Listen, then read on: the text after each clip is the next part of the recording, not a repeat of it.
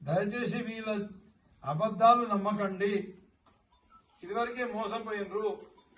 ఈరోజు TRS government ఉంటే మీకు అన్ని సంక్షేమ పథకాలు మంచిగా అందేటి. ఈ సంక్షేమ పథకాలు అన్ని ఆపినరు. రైతులకు రైతు బంధు కూడా ఆపేసారు, అన్ని ఆపేసారు. అప్పుడు రేవంత్ రెడ్డి కూడా చెప్పాడు, ఒకసారి అమెరికాకి వెళ్ళినప్పుడు చెప్పాడు, ప్రజలు మోసపోనికి తయారున్నారు, నేను అందుకని అబద్ధాలు చెప్పి మోసం చేస్తున్నాను. అయినా వినకుండా ప్రజలు ఏమొస్తుందని ఆశకు ఓట్లేశారు. ఇప్పుడైతే అర్థమవుతుంది, రోజుకొక మాట, పూటకో మాట. రాత్రి 12 గంటలకు చూసుకోండి అన్నాడు, పైసలు చూస్తే లేవు. తర్వాత అక్టోబర్లో దసరా పండుగకు రైతు బంధు వస్తా అన్నాడు, అక్టోబర్కి రాలేదు. డిసెంబర్ 9 నాడు సోనియమ్మ బర్త్డే ఉంది, ఆ రోజు ఇస్తా అన్నాడు, ఆ రోజు రాలేదు. దసరా పండుగకి ఇస్తామన్నాడు, ఆ రోజు రాలేదు. ఇక 26 తారీఖు నాడు పక్కా అందరికి ఇస్తా అని చెప్పాడు రైతు బంధు పైసలు. 26 నాడు అందరు ఎదురు చూసిండు, ఆ రోజు రాలేదు.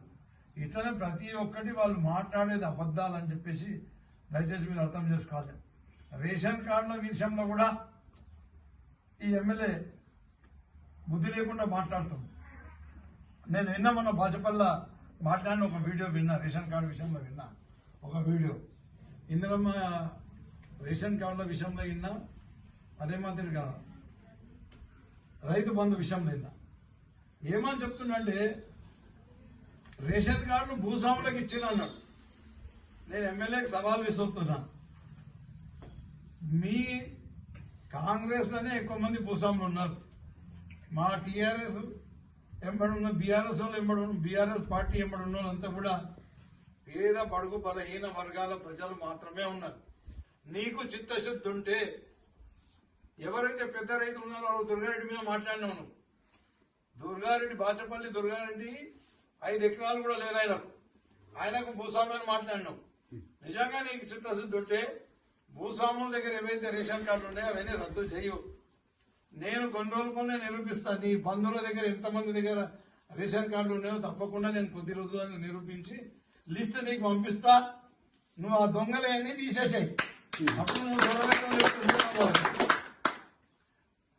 అదే మాదిరిగా ఈ పెద్ద మనిషి మాట్లాడాడు, Rythu Bandhu TRS party, BRS party అధికారంలో ఉన్నప్పుడు మల్లారెడ్డికి 40 లక్షలు ఇచ్చిండ్రు, మీ గరీబ్ వాళ్ళకు 1000 ఇచ్చిండ్రు, 2000 ఇచ్చిండ్రని మొన్న బాచపల్లిలో మాట్లాడాడు.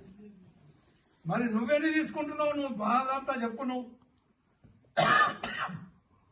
నీకు 2000 వస్తున్నాయా, 1000 వస్తున్నాయా, 2 లక్షలు వస్తున్నాయా, 20 లక్షలు వస్తున్నాయా, 30 లక్షలు వస్తున్నాయా, 40 లక్షలు వస్తున్నాయా?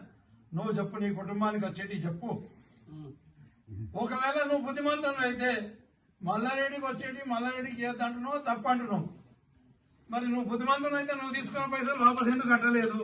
ఒకవేళ ప్రభుత్వం వేసింది అనుకో, నీకు నువ్వు వాపసు కట్టేది ఉండే కదా, వాపసు ఎందుకు కట్టలేదు? ఇప్పటికైనా వాపసు కడతావా చెప్పు, నువ్వు పైసలు వాపసు కడతావా? అదే మాదిరిగా నువ్వు అన్న మాటకు నేను సమానం ఇస్తున్నా. పేదవాళ్ళకు ఎకరంలోనికి 2000 వచ్చినాయి, 3000 వచ్చినాయి అంటాం. మరి ఇప్పుడు వానికి ఒక్కొక్కరికి 2 లక్షలు ఇస్తావా, 3 లక్షలు ఇస్తావా, 5 లక్షలు ఇస్తావా? అది కూడా చెప్పు. నువ్వు మాట్లాడిన మాటకు నువ్వేం జవాబు చెప్పు. ఇప్పుడు వాళ్ళకి ఏమి ఇస్తావో చెప్పు. అప్పుడు నాకు తెలిసినంత మటుకు అప్పుడు మా గవర్నమెంట్ ఏదైతే పాలసీ ఉండేనో, ఎంత భూమి ఇచ్చినాం. ఇప్పుడు మీరు ఇచ్చిన గైడ్ లైన్స్ కూడా, గవర్నమెంట్ ఇచ్చిన గైడ్ లైన్స్ కూడా, ఇప్పుడు కాంగ్రెస్ గవర్నమెంట్ గైడ్ లైన్స్ కూడా భూమి ఉన్న కాడికి ఎకరాకి 6000 ఇవ్వాలని మీ గైడ్ లైన్స్ ఉన్నాయి. అంటే అప్పటికిప్పటికి ఏం తేడా ఉంది? ఇంకా ఆ మాట మాట్లాడడానికి నీకేమైనా సిగ్గు ఉందా అని చెప్పేసి నేను సంజయ్ రెడ్డి గారికి డిమాండ్ చేస్తాను. వారికి నేను సవాల్ విసురుతున్నా. ఆ రకంగా మీరు ఏది పడితే అది నోటికి వచ్చినట్టు మాట్లాడడం కరెక్ట్ కాదు. ఒకవేళ మీరు మాట్లాడింది కరెక్ట్ అయితే చేసి చూపెట్టండి, నిరూపించండి. చిన్న వాళ్ళకి అందరికీ రైతు భరోసా అనేది మీరు పెట్టిన రైతు భరోసా ఒక్కొక్కరికి 2 లక్షలు ఇవ్వండి. మేము స్వాగతిస్తాం, మేము ఆనందిస్తాం. పెద్దలు అన్ని కట్ చేయండి, మేము ఆనందిస్తాం. అదే మాదిరిగా మీరు చెప్పింది కరెక్టా? మీరు చూటానా కొడుకులు ఒక్కటి కాదు, ఇప్పటికి ఎన్ని అబద్ధాలు చెప్పుకుంటూ వచ్చారు. 15,000 ఇస్తామన్నారు, 3 పంటలకు ఇస్తామన్నారు, నువ్వు 10,000 ఇస్తున్నావు అన్నారు. తర్వాత మీ ముఖ్యమంత్రి అన్నాడు, కేసీఆర్ కాంగ్రెస్ అధికారంలోకి వస్తే ఇవ్వమని అంటున్నారు అని అన్నాడు. మేమేం దివానా కాదమా, ఆవారా కాదమా అని చెప్పి మాట్లాడు. మరి రేవంత్ రెడ్డి దివానా కాడా, మీరు దివానా కాదా చెప్పండి.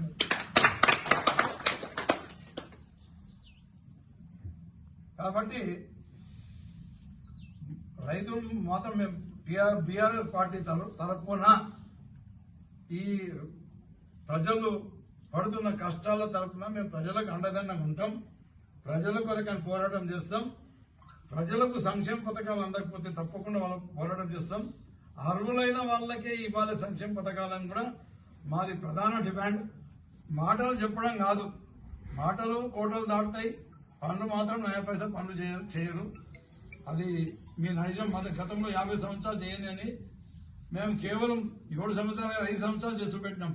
ఎందుకంటే 2 సంవత్సరాలు కరోనా పోయింది. ప్రభుత్వానికి ₹1 ఆదాయం లేకున్నా 5 సంవత్సరాల్లో మీరు 50 సంవత్సరాలు చేయని పనులు చేసి పెట్టినాం. ఇప్పుడు మీకు నిజంగా చిత్తశుద్ధి ఉంటే మాటలు తక్కువ చేసి పనులు ఎక్కువ చేస్తూ పెట్టండి.